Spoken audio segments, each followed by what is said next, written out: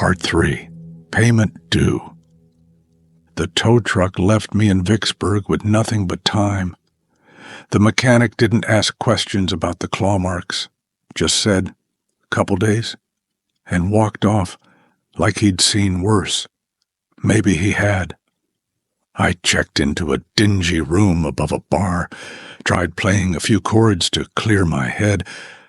The notes came out dead, lifeless, like the strings were resisting me. I'd been given something. Now it was slipping away. By midnight, I couldn't take it anymore. The air was thick, heavy with heat and something else. Pressure, like the sky was about to crack. I went walking past the edge of town, down an old dirt road behind the church. It was one of those nights where the dark felt darker. No wind, no bugs, just silence and that damned smell. Burnt hair, sulfur, like someone lit a match. A slaughterhouse. And then came the growl. Closer than before, right behind me. I turned and there it was, stepping out from the tree line like it owned the world. Big as a bear, low to the ground, shoulders rolling with every step. Its eyes glowed dull red like coals under ash. It didn't lunge.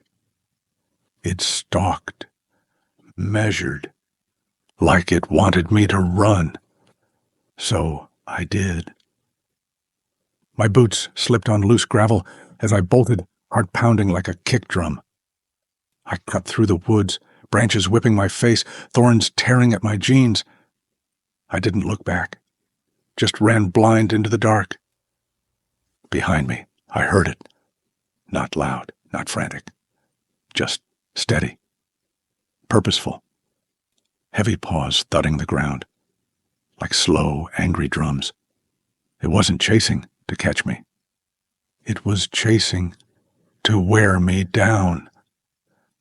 I crashed through the brush, slid down a dry ravine, busted my knee on a rock, got back up, kept moving, couldn't stop. If I stopped, it was over. Somewhere in the trees, it howled, not loud, not sharp, just low, like it was letting me know I wasn't getting away. I spotted a hunting shack up ahead, broken windows, moss on the roof. Didn't care. I dove inside and slammed the door shut behind me. No lock, just a rusted chain latch, barely holding. I backed into a corner, breathing like I'd smoked 10 packs straight. The shack creaked with every breeze, but the night outside was dead quiet. Then, the sound. Claws. Slow. Scraping across the wood outside, one long drag down the front door. Then another. The latch snapped. Door creaked open an inch. 2. I braced, ready to fight, with nothing but a broken chair leg, but the door didn't open any further. The thing just stood outside. Its shadow filled the frame. Steam rose off its back. It sniffed once, growled deep in its chest, a sound I felt more than heard, and then it moved.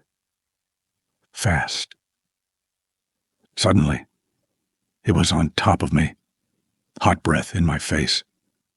I hit the ground hard, wind knocked out of me. Couldn't scream, couldn't blink. Its eyes locked on mine. And the world broke open. I saw fire first, endless walls of flame rising higher than mountains. The sky wasn't black. It was red, glowing, alive with ash and embers that screamed as they fell. There were no stars, just smoke. Then came the sounds, screams, thousands of them, all twisted together in one never-ending wail. They weren't human anymore. They were broken, stretched, animalistic, like the souls making them had been screaming for so long they forgot how to be anything else. I smelled burning skin, rot, copper, sulfur so thick it stung the back of my throat, even though I wasn't really breathing. I felt heat wrapping around me, peeling away the top layer of my skin like wet paper. It wasn't pain. It was punishment, the kind that seeps down past your bones. There were shapes moving through it, creatures, hulking, jagged, eyeless, dragging chains and laughing through teeth like splintered glass. One turned and looked at me. It didn't have a face, just a mouth full of teeth going down too far. It grinned like it knew me. And then I saw him. Far off, in the distance, beyond the flames and the torn earth, sitting on a throne made of a black stone and bone, a colossal figure, glowering, horned, skin like scorched oil, eyes glowing like molten lava. Satan. He laughed, deep, slow. It rumbled through everything, the sky, the ground, my chest. He wasn't amused. He was entertained. Then he leaned forward and pointed right at me. Everything snapped. I gasped like I was surfacing from underwater. The Hellhound was still on me, inches from my face, eyes glowing, steam rising, mouth open just enough to show those massive, yellowed fangs. It didn't bite, didn't claw, just watched. Then it backed off, turned, and disappeared into the woods. When I came to again, I was lying in front of the church steps, head pounding, hands cut, shirt soaked in sweat.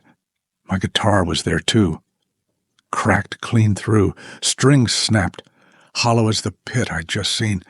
But something else was there too. Burned into the center of my chest, right over my heart, was a mark, a symbol, charred into the skin like a brand. It looked ancient, angular, cruel. I didn't need a priest to tell me what it meant. My soul wasn't mine anymore. I don't play no more. Haven't touched a fretboard since that night. Doesn't feel right. Feels wrong, like inviting something back in. I work at a hardware store now. Live quiet. No gigs, no bars, no long drives under black skies. Sometimes when I wake up in the middle of the night, soaked in sweat, and the dark pressing in, I wonder what's waiting for me on the other side. If that Hellhound was just the warning, or the promise. And every morning I get up, I pray that hell forgets about me. Forget the deal, forget the seal, and let me fade out quiet before the fire finds me again. Thank you for watching Cryptid Encounter Stories. If you enjoyed this content, be sure to like, comment, and subscribe for more terrifying tales of the unknown. Your support helps keep the stories alive and the monsters lurking. Until next time, stay safe, stay curious, and always keep an eye on the shadows.